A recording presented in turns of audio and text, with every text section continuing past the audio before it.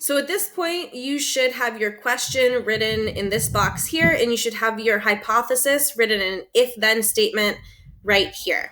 I'm going to move on to the next section of your experimental design of your lab write-up, and that is background information. And so going into any experiment, you should have some idea about some of the information about the topic that you're researching. It should be a topic that you are interested in. So you should know at least a little bit about it. So in your background information, you should be including any information that will pertain to your experiment, that goes with your experiment, that will be good to know or useful to know for the topic that you are experimenting with. So for me, because I'm talking about Red 40, I'm going to talk about processed foods because I know what a processed food is. I'm going to say what Red 40 is because I know what Red 40 is. And I'm also going to say how much the average person eats. And I found out this information by polling different people, by asking them how much of this processed food that they tend to eat per day. So my background information reads, processed food is food that cannot be killed or grown. So like I said, naturally occurring food are animals that we kill or other animal products like eggs, or we grow it. So a plant like a fruit or a vegetable. Everything else is a processed food. Now, Red 40 is a red food dye that is edible. Great, now we know what Red 40 is. So it's put into food to make it look a red color, make it look more appetizing, and it's edible because we eat it. And then the average person probably eats 3 to 5 servings of Red 40 per a day.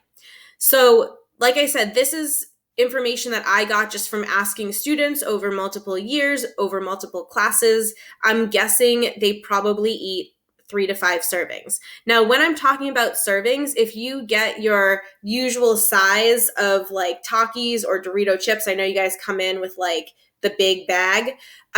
Those big bags have about 10 servings inside of them. You can check the nutritional information on the other side. So if you are eating half of a bag of Doritos or half of a bag of Takis or any type of food like that, that's already about 5 servings of Red 40 per that day. So I'm also not including a lot of like the candy snacks that you guys tend to bring in or other types of food. Maybe you have like a yogurt with breakfast or lunch, because I know that the cafeteria gives that. I know the cafeteria also can give the different milk containers with the strawberry or the chocolate milk.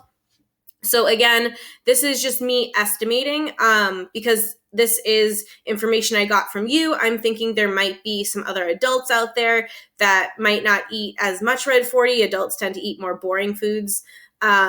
So like I said, this is just my estimate. So for over here, for your background information, again, you are thinking about the question that you chose to answer. And I have some example questions for you to answer in your background information, but I'm asking you to write a couple sentences, so 3 to 5 sentences, just about information about your question. So as an example, if we come back to the questions over here, does tomato juice make hair grow faster? Maybe you can say something, hair is mostly made out of a protein called keratin.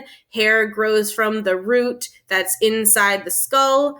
Tomato juice comes from tomatoes. Tomato juice probably has Red 40 in it, unless it's natural, by the way. And maybe you can say the average person's hair grows about 1 inch to 2 inches every month. But that would all go into background information. So take a second, fill in your background information, 3 to 5 sentences, any information that you already know about your topic that you think is helpful information to know going into an experiment.